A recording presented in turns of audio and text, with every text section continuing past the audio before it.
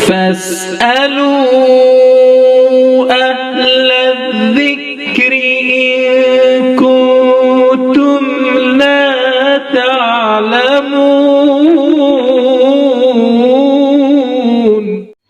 السلام علیکم ورحمۃ اللہ وبرکاتہ۔ حضرت مسئلہ یہ معلوم کرنا ہے کہ حدیث میں آیا ہے کہ داڑھی بڑھاؤ، مونچھیں کترواؤ۔ اگر کوئی شخص استرے سے صاف کرتا ہے تو کیسا ہے؟ مونچھ کترنا چاہیے یا استرے سے مونڈنا چاہیے؟ حدیث کی روشنی میں جواب مرحمت فرمائے، مہربانی ہوگی۔ سائل ہیں عبد الواحد، پورنیہ، بہار، پہاڑی املی جامع مسجد۔ وعلیکم السلام ورحمۃ اللہ وبرکاتہ۔ بسم اللہ الرحمن الرحیم۔ الجواب باللہ التوفیق۔ راجح قول کے مطابق مونچھوں کو اچھی طرح قینچی یا مشین سے کاٹا جائے کہ مونڈنے کے قریب معلوم ہونے لگیں، ایسا کرنا افضل و بہتر ہے۔ چونکہ نبی کریم صلی اللہ علیہ وسلم کا معمول مونچھیں کترنے کا تھا، جیسا کہ احادیث میں احفا، قص، انہاک جیسے الفاظ استعمال ہوئے ہیں۔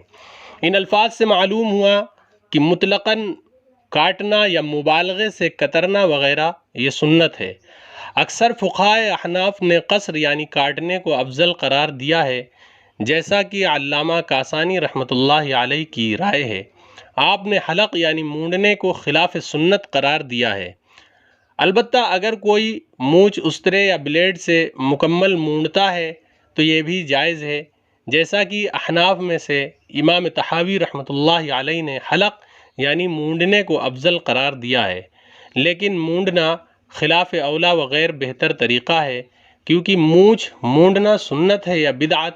اس سلسلے میں کتب معتبرہ میں مذکورہ دو طرح کے اقوال ملتے ہیں، لہٰذا جب کوئی فعل یعنی کام سنت اور بدعت کے مابین دائر ہو تو اس کو ترک کرنا ہی اولا و بہتر ہے۔ راجح قول یعنی مونچھ کترنے والے قول کو اختیار کرنا چاہیے فقط۔ واللہ تعالی اعلم بالصواب۔ فمن زحزح عن النار